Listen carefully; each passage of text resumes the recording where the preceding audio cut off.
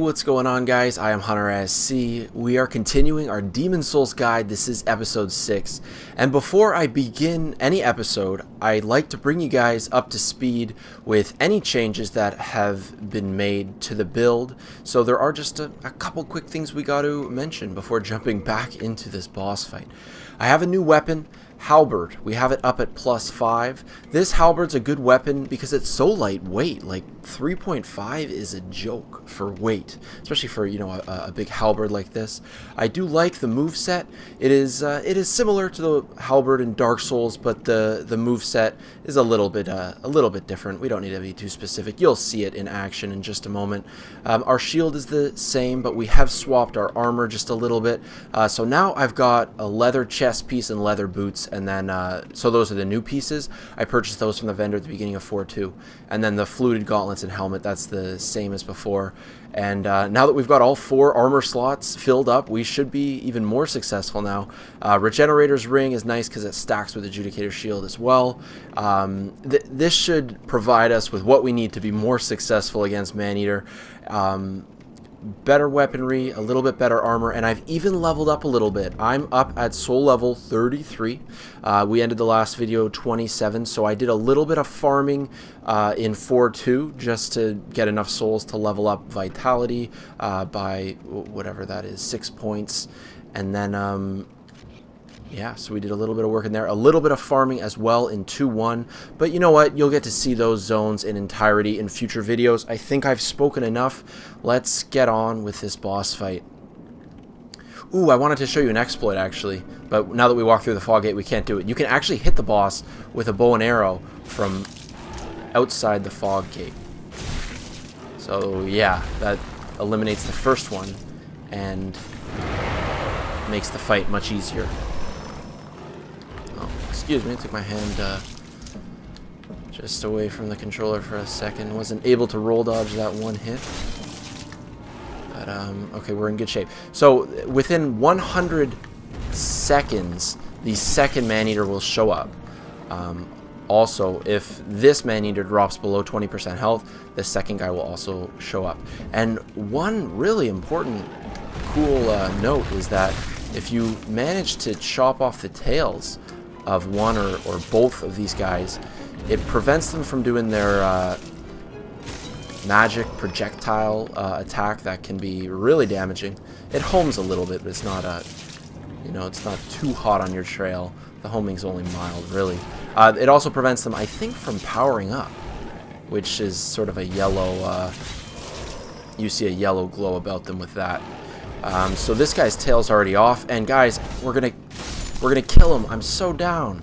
I've never been able to do this. I have to admit, I've tried recording this a couple times already, and well, this is our first recording for tonight, and we managed to kill off that first guy really quite quickly. This is a tough boss, but you know, now that we're a little bit more prepared, although still probably slightly low level compared to the average, we're able to have more success here. I'm excited. Okay, so we're going to be closing out 3-2, as I'm already, oh, you got to watch out for this. You got to interrupt that. When he's turning yellow there, he can do that power up, and he does like maybe 30 or 40% more damage, something like that. So you'll want to interrupt that each and every time. Alright, oh, there's that attack that he is still able to do because I've left his tail intact to this point. Apparently it's pretty good if you can lure him up here. You know, this is probably a safer place to engage him, just a bigger area. And you can also use this very large torch bowl in the middle. And, you know, if you hold that between you and the boss, it makes it a little easier.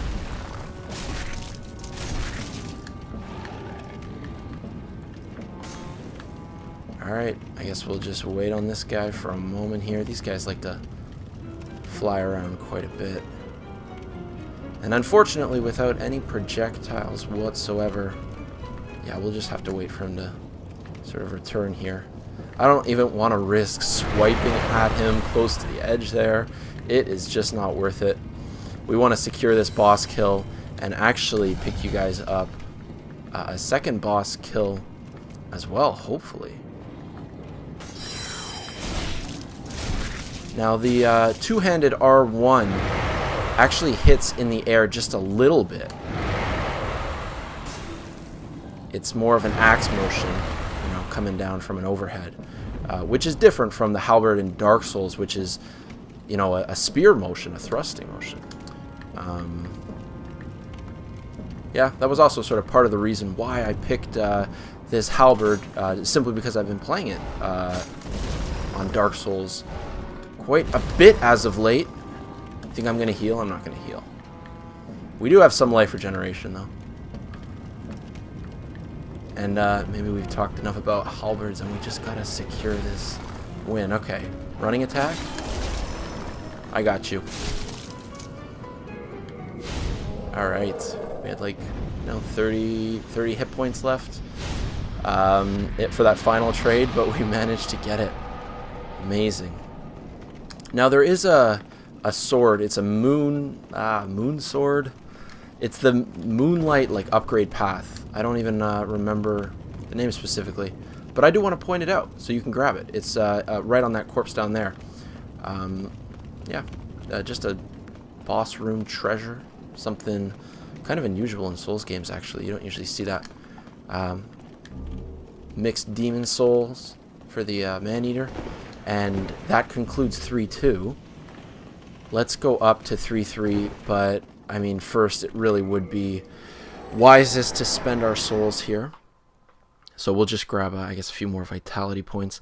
All right, we've made some good progress here in the Demon Souls guide. It's been a long time coming, man. I know it's been a little while since I've done a Demon Souls video. Yeah, that last one would have been about a month ago or so. Like I mentioned before, I did attempt to record this boss originally with the same gear from the end of episode 5, but it was just too hard, man.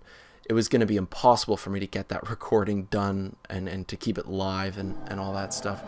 It would have taken me like 100 tries. So, okay, let's grab a couple more level ups here. I'm just going to put this straight into vitality. Can't really go wrong with that. And with only, you know, 255 souls left over, you know, 2 level ups fit in perfectly there. So now we're up at 35, and we're going to take on one of the interesting bosses in this game.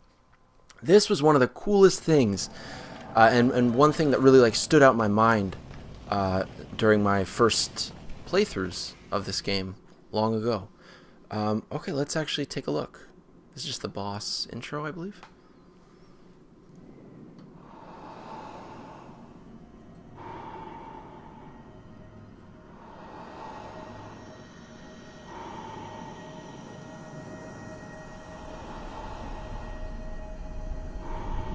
Old Monk.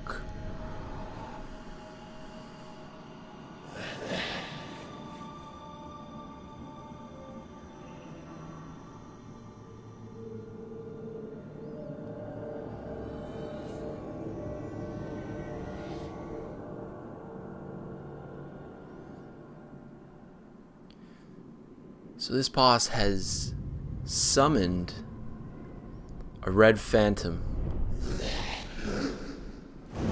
to do his biddings. And this head cloth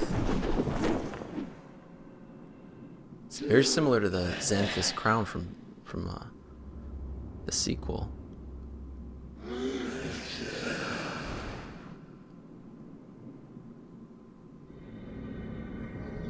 Really interesting little encounter there, you know, for an intro. But that's not actually what the really cool part is. If you're playing online, the game servers will attempt to summon a human player who's also playing in the third world to be the red phantom that you engage as the boss. It's a player-controlled boss fight. And, I mean, I've been on both sides of that engagement. Thank God we rolled through that.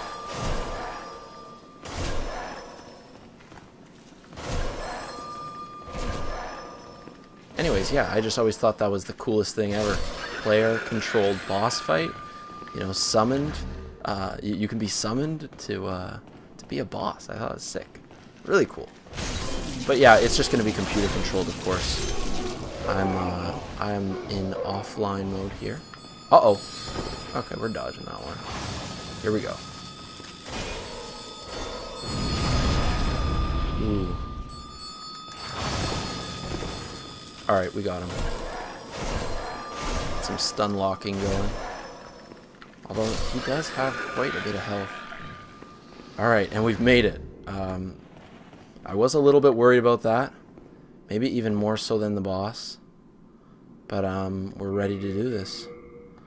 Let's just pop a quick grass.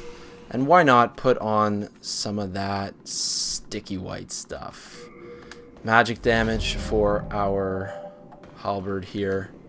And we'll see how quickly we can take out old monk.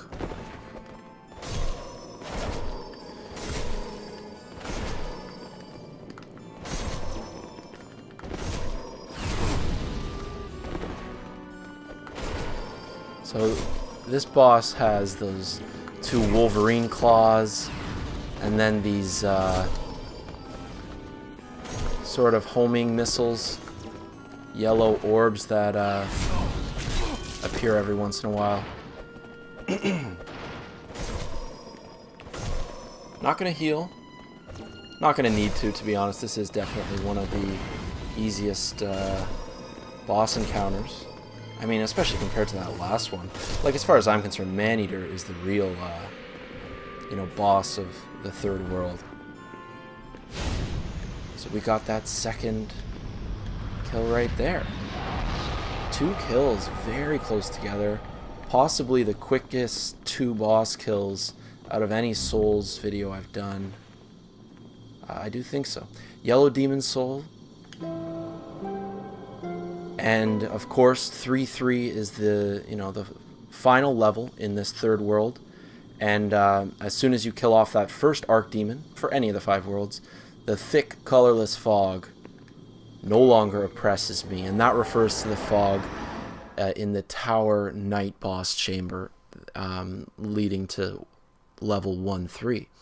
So now that one's gone, so we can actually do that next if we choose. But we really do have other priorities.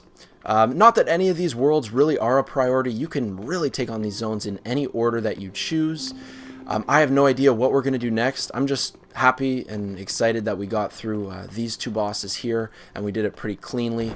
And I'm not even 100% sure what I want to spend these 31,000 souls on. It's going to let us have, you know, at least 3 level ups, and yeah, so 3 or 4 more levels. I'll decide where I want to put those. I'll let you guys know at the beginning of the next level, the next episode rather, and we'll pick what level we want to do. I'll have to think about it and get back to you guys soon with more of this Demon Souls guide. Thanks a lot for watching, guys. Have a happy new year. Take care till next time. I am Hunter SC. Peace out.